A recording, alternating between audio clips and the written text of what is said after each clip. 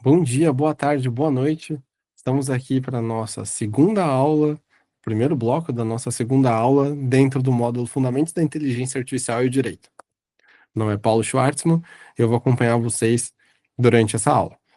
Essa aula, especificamente, a gente vai falar um pouquinho sobre a LGPD, a Lei Geral de Proteção de Dados, o GDPR, que é o Regulamento Geral de Proteção de Dados da União Europeia, né? General Data Protection Regulation, e o Marco Civil da Internet. Basicamente, a legislação que é bem importante que seja compreendida para poder mexer com inteligência artificial e direito.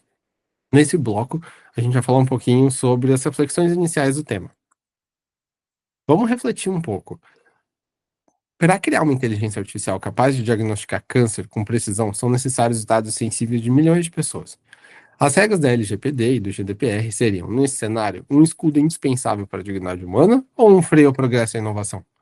Eu peguei esse caso porque é um caso que é muito significativo para mim. Eu sou uma pessoa que teve pessoas com câncer na minha família, né, bem próximos, e eu sempre dou o cabelo todos os anos, sempre que eu posso, eu deixo meu cabelo crescer para poder doar para campanhas de formação de peruca para quem tem câncer. Então, essa foi uma das perguntas mais interessantes sobre o tema que eu pensei, porque quando se mexe com dados de saúde, são dados sensíveis, segundo a LGPD e GDPR. Então, seria essa proteção que esses regulamentos criam um escudo, de fato, ou um atraso para a inovação, retardando a cura do câncer, algo do gênero? Geralmente, quando a gente conversa sobre essa parte da LGPD e GDPR, parece que é um pouco óbvio a importância da proteção desses dados, e de fato é bem importante proteger esses dados. O que a gente acaba esquecendo é o que está do outro lado quando a gente fala de proteger esses dados. Então, assim, o que que a gente está abrindo mão? E nesse ponto é muito importante lembrar que toda escolha ela tem inúmeras renúncias dentro dela. Então, fica a reflexão sobre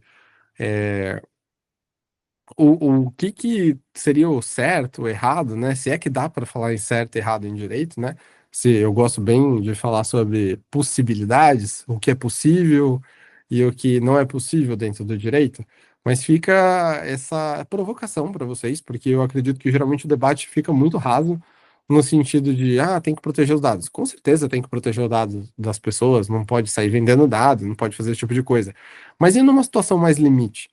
Em que a gente precisaria dessa quantidade massiva de dados sensíveis. Daria para ter algum tipo de mitigação? Daria para, eventualmente, um governo do país expedir algum tipo de decreto, coisa do gênero, falando que, para esses casos de saúde, para a cura do câncer, não precisaria dessa proteção? Não sei.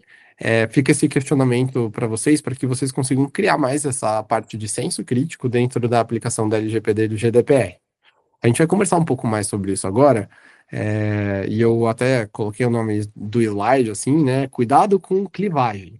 Clivagem é um termo também que veio da psicologia, que basicamente é encarar o mundo de forma maniqueísta. Você tem o bom e você tem o mal, você tem o certo e o errado, assim como eu disse.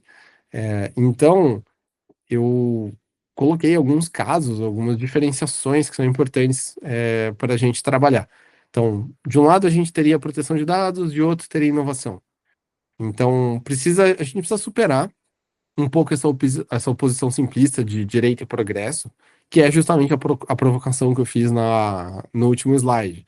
Então, a própria ideia da LGPD e do GDPR, né, o General Data Protection Regulation, não é proibir inovação, e aí eu estou falando de IA também, mas sim estabelecer um ambiente de segurança jurídica e confiança que viabilize uma inovação responsável. Ou seja, a gente não quer aqui frear, mas sim garantir um avanço tecnológico, ético e sustentável. E esse é o primeiro ponto. A pergunta era uma pergunta muito séria. A pergunta que eu fiz sobre essa questão de inovação, sobre essa questão de achar a cura do câncer. Mas ela também não é uma pergunta muito justa, porque ela coloca como se fosse ou um ou outro.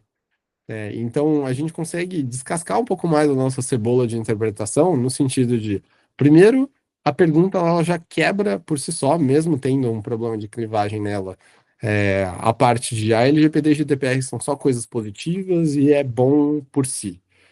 Para a gente chegar num segundo momento em que a gente fala, tá, nem tudo é bom, nem tudo é ruim, e também não tá certo pensar nas coisas só como tudo bom, tudo ruim. Então a gente tem que pensar com um pouco mais de nuance. E aí vem uma outra parte também que eu acho que é bem importante a gente falar, na parte de dado pessoal contra dado anonimizado, que são medidas diferentes. A lei, a LGPD, ela se aplica com força total para o dado pessoal, que é uma informação que identifica ou torna identificar uma pessoa, mas no dado anonimizado, naquele no qual o titular não pode mais ser identificado por meios razoáveis, ela estaria fora do regime proposto da LGPD. E isso com base no próprio artigo 12 da LGPD. Então, dominar técnicas de anonimização é uma chave importante para se treinar inteligências artificiais em larga escala de forma mais segura. Como eu disse, o meu intuito em ser professor desse MBA, dessa pós-graduação em Direito e IA, é de propor soluções, é de gerar framework, estrutura de pensamento, mindsets, cultura, forma de pensar positivas para que vocês consigam já aplicar no dia a dia. Então, fica uma dica muito forte. Bom, primeiro, interpretar que a legislação não é só boa ou ruim. Segundo, além disso, a inovação ela faz parte da legislação na medida em que a lei dá instrumentos para que se persiga essa inovação dentro dos ditames que ela preconiza. E terceiro, eu já dei aqui um certo ouro para quem trabalha com dados pessoais, que é a técnica da anonimização dos dados. Algumas outras diferenciações. A LGPD em si, a despeito de ter sido extremamente influenciada pelo GDPR, não é o GDPR. Então, eu coloquei até aqui inspiração versus identidade. Então, embora esse regulamento europeu seja a inspiração grande da LGPD, ela tem particularidades essenciais. E na parte das bases legais, a LGPD, por exemplo, ela prevê 10 hipóteses de tratamento de dados, está no artigo 7º, e o GDPR prevê apenas 6. Não que necessariamente elas sejam tipo idênticas, e que signifique mais ou menos. Mas o leque de justificativas brasileiro ele é mais flexível e mais adaptado ao nosso ordenamento. Então, se é que tem uma heurística, uma forma de você acelerar o seu pensamento para chegar numa resposta, eu diria que a LGPD é um pouco mais flexível que o GDPR, porque ela permite hipóteses mais flexíveis de tratamento de dados, e aí eu estou falando do artigo 7º. Outra coisa, quando a gente compara o Marco Civil e a LGPD, né?